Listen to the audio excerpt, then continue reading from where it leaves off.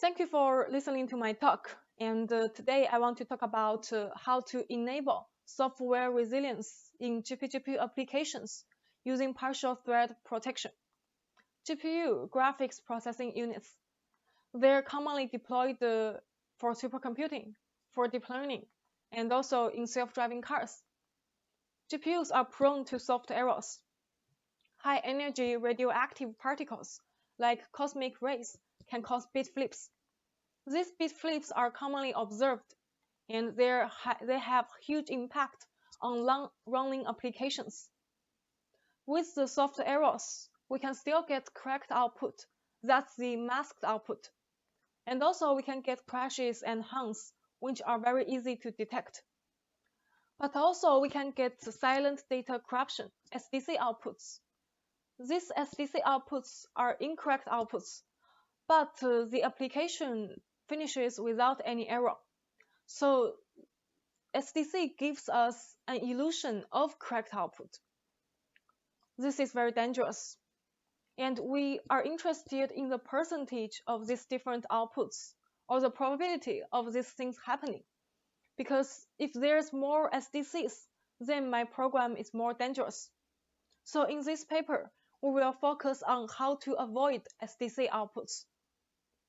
Here I also want to give an example about how dangerous SDCs can be. So SDCs can cause misclassification. That is, my truck will be misclassified as a bird. The self-driving car thinks this is a bird. It won't stop and will have car accidents. How to protect it? The first way is error correction code, ECC. The second way is some software solutions using recomputation. To detect an error, we duplicate the computation. I have an application, I run it twice and compare the output. If the output is different, then we know there is an error. But how do we know which one is correct and which one is wrong? Then we need triplication to do corrections. So I have 3 application runs, and I use the voting mechanism to determine which one is correct. The majority is correct. So ECC has high overhead, and duplication has twice computation, and for triplication it's 3 times. The question is, do we really need all this many protection? Can we identify the vulnerable part and the reliable part so we can focus on the vulnerable part only? So here we raise our research question: how to protect general purpose GPU applications selectively? Before jumping into our solution, I want to talk about how GPGPU do applications in parallel. So GPGPU applications have a lot of kernels there. And here I also want to use an example, vector u plus vector v. So each thread is dealing with only one pair. Like my thread 1 is doing u1 plus v1. Because there are so many threads, we group them into different CTAs, the cooperative thread arrays. And CTA, it's a software concept. But when we put CTAs on the hardware components, it is still too large. So we further divide CTAs into warps. Warp is the smallest scheduling unit. So the first 32 threads come to the first warp, and the next 32 come to the next one, until we fill all the threads into the warps and send them for execution. So this is the GPGPU application structure. And when we introduce the reliability part, we can do reliability analysis with fault injection. And the question is, can we identify reliable threads and unreliable threads? And further, can we identify reliable warps and unreliable warps? Is there any mixed warps with both reliable and unreliable threads? The answer is yes, and I will show some detailed characterization. So the first case, all threads are reliable. In this figure, the x-axis is different thread ID in launch order. And the y-axis is the SDC percentage. We call it SDC. When we have more SDCs, then the program is more vulnerable. And we use the yellow line to separate different CTAs. For the gray line, we separate different warps. So we can find a thick green line at the bottom. That means all the threads in this kernel is reliable. So we don't have to protect anything here. And similar benchmarks are neural network. The second case is that all the threads are unreliable. So in this case, for this benchmark, all the SDC percentage is around 40% to 50%. That means that I have half the chance to get SDC outputs. So we have to protect the whole kernel here. Also, MVT, matrix vector multiplication, belongs to this category. There are a lot of mixed warps with both reliable threads and unreliable threads. The first case is well organized.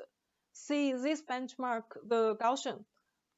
The first several threads are unreliable, and then everything else is reliable. And the second case is that for mixed warps, we also have badly organized warps. So in this case, we can see some green dots at the bottom. That's the reliable threads. But also in the same warp, we find a lot of red unreliable threads. So the reliable threads and unreliable threads coexist in the same warp. And we can find a lot of applications like this. The question is, can we find some way to remap or reorganize the threads so that we can get more reliable warps? Here we propose our solution: resilient software protection via remapping. So for the offline analysis, from the reliability analysis, we can get the resilience profile. And then based on this profile, we can talk about our remapping. So the original thread CTA mapping in GPU looks like this. I have a lot of threads in the thread pool, and we fetch threads one by one linearly and feed them into the warps and then send them for execution. And when we're talking about the reliability, first we can identify reliable and unreliable threads based on the resilience profile.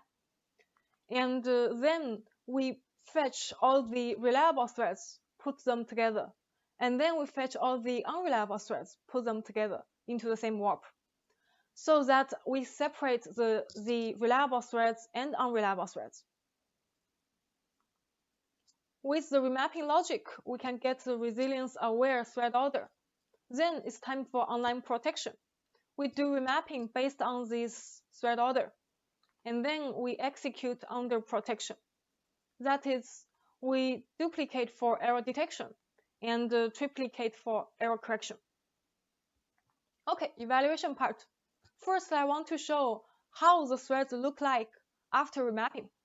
This is the example of the badly organized warps we see before. And after remapping, this is what we get. So you see all the mixed warps now are grouped, and then we have new reliable warps. So with remapping, we increased the number of reliable warps from 3 to 7. And for all the applications in this study, we doubled the percentage of reliable warps. And also we have huge execution savings. We saved 20% for error detection and 27% for error correction. So summary. The research question is how to protect GPGPU applications selectively. And here's our answer. We identify reliable, unreliable, and mixed warps. We remap threads to CTAs, so we have more reliable warps. And then we do partial protection to protect unreliable warps only. And we have low overhead and significant execution savings. Yeah. Thank you for listening to this talk. If you want more details, please refer to our paper, and I'm happy to take any questions. Hello again. The last paper of this session is named Enabling Software Resilience in GPGPU applications via partial threat protection. One of the authors is Lishan Yang, and she's here to answer any question you would like to ask. So please use the chat on the right of the screen, just in case you would like to ask her any question. My first question is about the level of automation of the approach. Can be it done automatically, completely automatically, or does it require some human intervention? Let me share the screen. Yes, of course. Okay. So the answer is yes. This is a workflow of our technique. And sorry. So from the reliability analysis, this can be done from the fault injection experiments. And then user can define the threshold of their whether they're reliable and not. And then we compare the orders directly to get the thread resilience order. After that, the remapping is also done automatically. Yeah, this is done automatically. Okay. And my next question is about how do you report the results of your approach? Is a textual description, a list of guidelines? What is the report that you show to the analyst or developer after applying your proposal? After we do the fault injection, we can get the sorry, which one? This one, yeah. We can get the percentage of SDC silent data corruption for each thread, and then we can define the threshold of whether the thread is reliable or unreliable. So in terms of threshold equals to 2%, that is only the thread at the bottom. That's the reliable ones. And after that, everything there is unreliable.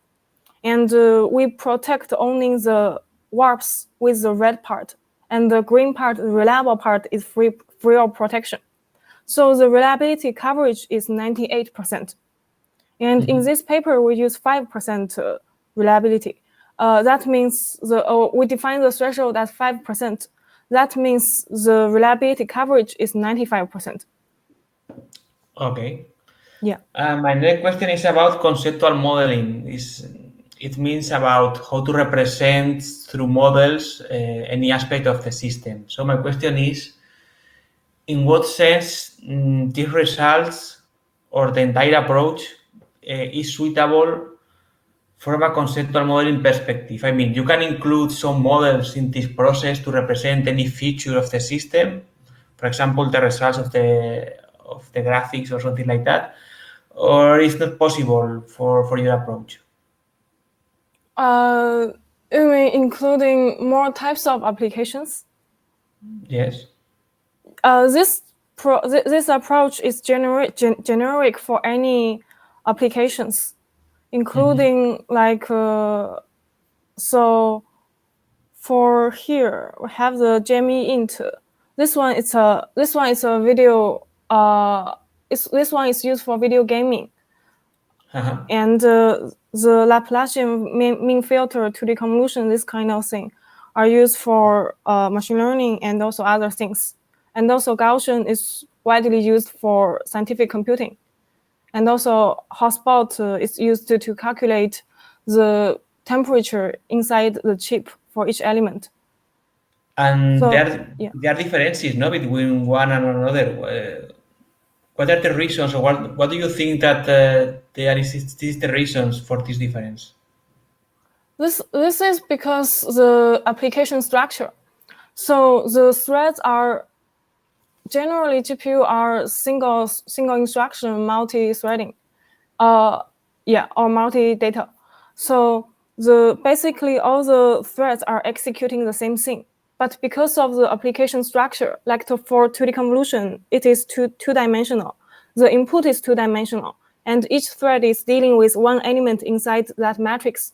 So if the thread is dealing with the edge part, so this part of the threads, their behavior is different from the middle part. And because for 2D convolution, only the middle part matters, because it will do the 2D convolution, the algorithm. And all the edge values is not important. So that's why we see in 2D convolution, all these threads are dealing with the middle part. And all the threads at the bottom, they're dealing with the edges. This is the logical structure of the input. And we only reorder the threads. But after a thread, so originally thread is fetching data like this. After we reorder that, threads are fetching data in different directions so that we can organize the threads in different warps. But still, when threads are accessing the same data, they have the same reliability. Okay. Yeah. And my last question is about your future work. How do you plan to extend this research work in the future? So for this method provided here, we're only considering general approaches that can be applied to any of the applications running on GPU. So one thing is that we want to explore more application-specific features to see whether we can further reduce the overhead and find more ways to partition the reliable and unreliable threads, or other reliable and unreliable components to apply partial thread protection. And also, we want to combine different protection mechanisms. Like in this paper, it's software applied for running the threads twice. But can we also apply checkpointing things? And also maybe free the protection of some components of the ECC, the error correction code. And also, we want to consider different architectures, like for CPU or for some application-specific accelerators, this kind of thing. Yeah, okay. That will kind of extend the remapping and also partial thread protection. Okay, thank you. So we don't have time for more questions. If there is any attendee that would like to talk directly with Lishan, you can go to the discussion room and she will be there to talk with you directly.